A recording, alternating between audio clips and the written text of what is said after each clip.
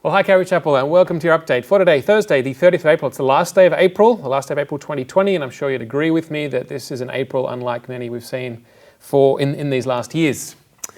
I hope you're doing well. Most of you will probably know what I'm going to talk about in this update. Yesterday, our state government announced that from its side, it's ready and willing for worship services to take place again from next Monday, the 4th of May, as our worship services do not take place on Mondays. That means for us from Sunday, the 10th of May.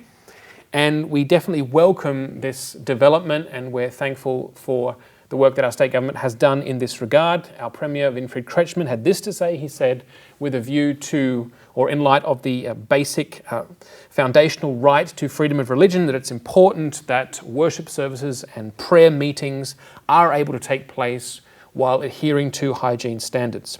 So that means for us this Sunday, the 3rd of May, we will definitely have living room worship, our Sunday morning service, with resources on the website for you to celebrate worship at home, in your family or your flat chair, and then a streamed service beginning at 10 a.m. And of course, church at 5 will be online from 5 p.m. in the evening.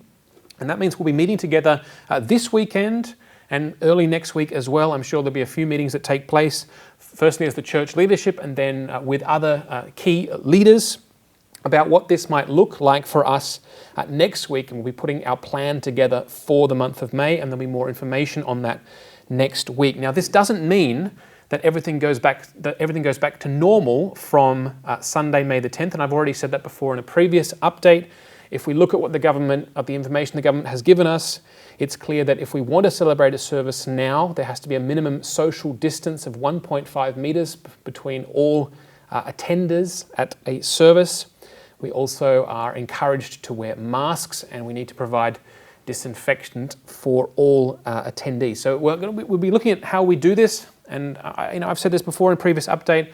We have 4 different services, in fact, during the week here at Calvary Freiburg. 3 on a Sunday, 2 on a Sunday morning, 1 on a Sunday evening, 1 on Wednesday evening.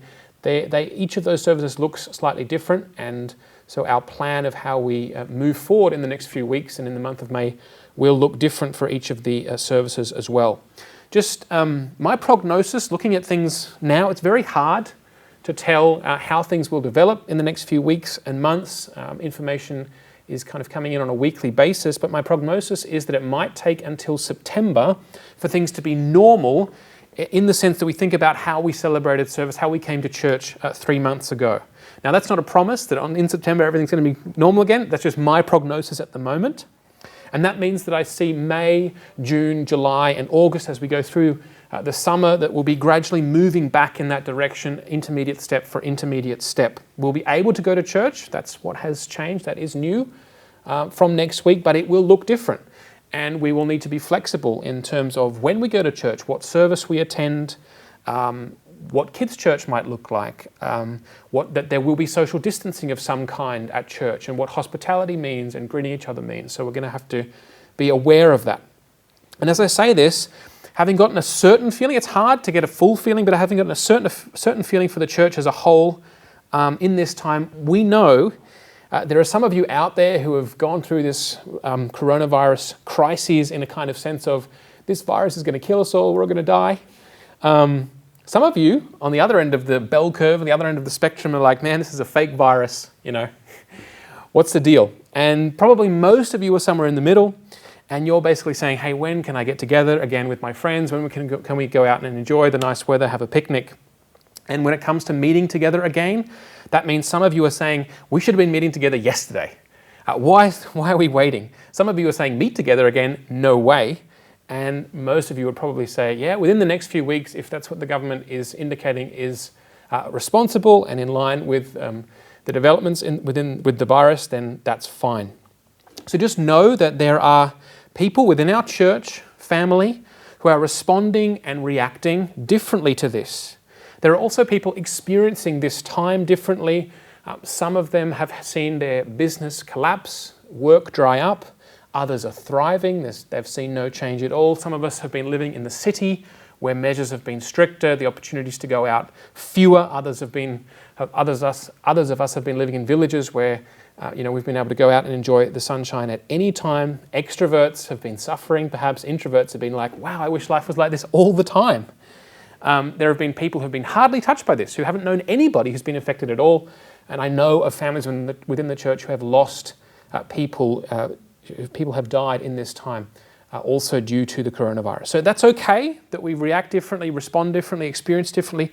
That's part of what it means to be in community together as a church. And so in light of both of these things, both the practical steps back to normal over the next few months, our different responses and experiences, I want to again encourage us and call us to humility, love, gentleness, kindness, consideration. We're not to condemn or judge each other for our different responses, approaches, or experiences. That's not how we are to deal with each other as Christians. We know what Jesus says, by this shall everybody know that you're my disciples, that you love one another. So just to sum this up, we'll be meeting together as the church leadership this weekend and next week, talking with other leaders for the different ministries, kids ministry, youth ministry, different services. And we'll put together a plan for May. And we'll probably do this on a month-by-month basis. This is our plan for what church is going to look like in May, in June, in July, and so on. And we'll share that with you at the beginning of next week in another update. Very briefly now, just a quick update. Zeno from our church, member of our church, he's now coordinating the practical help, the social care. And so again, if you need social help, if you need help of any kind or you'd like to be part of that, you can offer help. Send an email to the church office, that's ccf@ccfreiburg.de, and we'll put you into that pool, into that hub, and then when somebody from the church needs help, we'll connect them up with those who can give help. And just to give you a very brief overview, the kind of help that you might need or that you might be able to offer is going shopping, doing garden work, doing small handiwork around the house, moving house, moving apartment, support with technical devices and media or bike repairs or translation. Any of those kind of things, get in touch with the church office if you can help or if you need help, ccf@ccfreiburg.de. Well, that's all I've got for you today. I hope you have a blessed weekend, a good start into the month of May, and I'll see you for living room worship on Sunday morning or church at 5 on Sunday evening, and I'll see you for another update with more information for the month of May on Monday. Until then, bye for now.